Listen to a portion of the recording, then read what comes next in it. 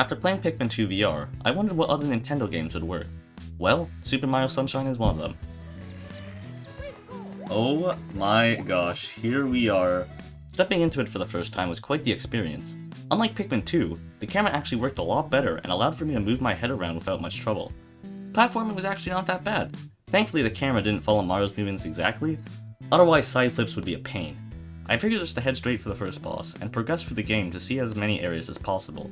What usually is an extremely easy task suddenly became extremely difficult, as I tried to figure out how exactly to aim FLUDD. I forgot how to control this game, give me a second. That is not a button I wanted to press. After that, it was time to chase Shadow Mario, something I sucked at in the normal game.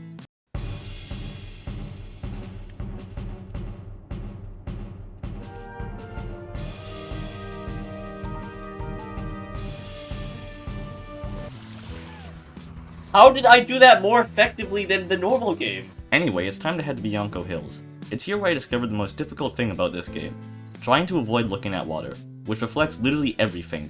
I fight the same boss again, which goes a lot smoother than before. And with that, I nab my first shine in VR. There it is. Just right above us. Let's get a nice... Oh yeah. I head right back into Bianco Hills to grab the second shine. This is the first level that requires platforming, and shows me that my previous comment about platforming not being that bad was a complete lie. Trying to perform something as simple as a wall jump off a side flip became near impossible when the camera is constantly moving around with motion. And when a bunch of goop is being lobbed onto you. Alright, I'm just gonna... Oh god, oh, okay. I decided to just take the long way around and eventually managed to get an aerial view of the map. The progress you make becomes a lot more apparent in VR. Finally, it's time to fight PD Piranha. Let's look at his absolute size right now. Man is an absolute unit.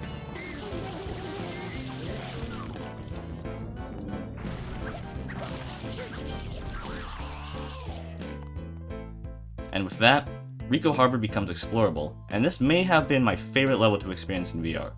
Something about seeing the scale of everything makes it feel so full. It takes me longer than I'm willing to admit to reach the first boss of the area before I stop to admire the view some more. And can we just take a moment to acknowledge this level? Like, look at this. Time for the Gooper Blooper fight. Trying to jump on his tentacles and subsequently grabbing them is actually pretty difficult. However, the satisfaction when you finally manage to do it is unmatched, as it genuinely feels like you are pulling them. That doesn't sound weird. For the final phase, I pull up all of his tentacles and manage to defeat him. It feels like I'm actually pulling it. How far back can we go? After that, I take a quick moment to go and admire the view of Delfino Plaza. And this looks like it would be a good spot to make a thumbnail out of. After that, I head back to Ricoh Harbor where, oh, blooper surfing. This may be the most fun I have ever had in a VR game. Oh my god, it actually works! Holy frick, this is so cool. It feels responsive, it doesn't feel tedious to dodge anything, everything is perfect. Please make Blooper Surfing Safari VR 2023. Oh my god, it's so fast!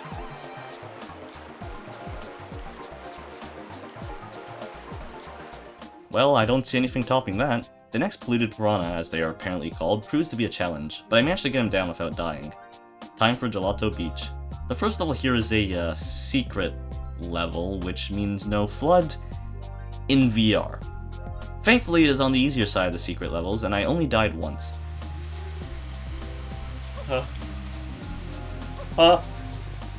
Okay.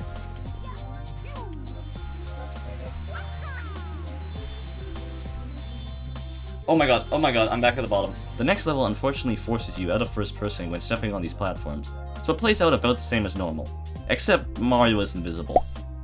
And now it is time for something I was looking forward to. The Wiggler boss fight. You thought he was big in the regular game? Wait until you see this absolute unit in VR. Trying to spray these things that sprout out of the ground at the right time isn't easy. How am I gonna get this guy? I think he only... okay.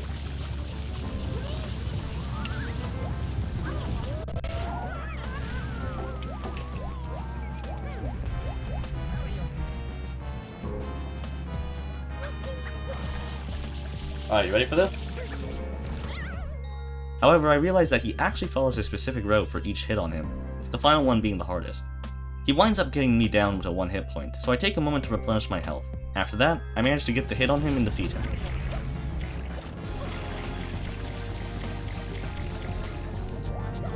Come on! Tank! Oh, we got him. There are a few more levels that I really wanted to check out, the next of which being the next shine in Gelato Beach, the Sandbird Shine.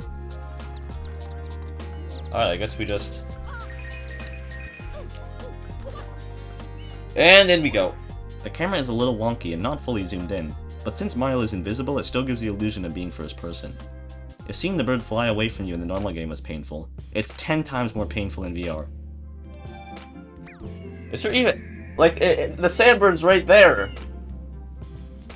How do I... Can you actually not get back to it? I don't remember this game that well.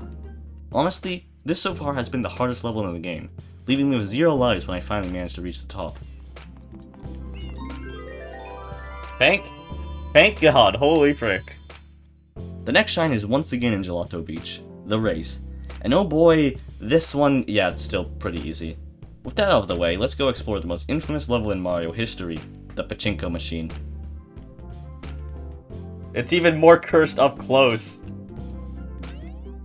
Are we actually gonna be in first person? Oh my god. Oh my... I don't know where I am.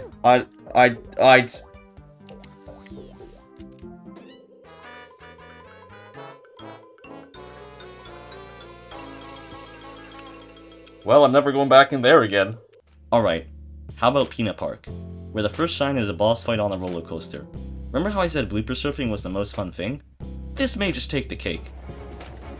Oh my god. Oh!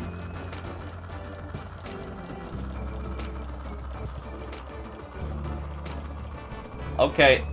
Okay, hold on. Give me a second to just get it. Where's behind? I thought it was going to feel awful to control, but once again it felt amazing. I also hit one of the best cross-map snipes of my life. Alright, watch this impeccable aim. Oh my god, I actually hit that! And with Mecha Bowser defeated, I grabbed one final shine. For now. Because honestly, I would love to play through the whole game like this, though some levels might be downright impossible. So if you enjoyed this video and want to see more, be sure to subscribe. It turns out 99.9% of people who watched my last video were not subscribed, and if you enjoyed this video, you have to enjoy this video, or you will spontaneously combust into Pikmin.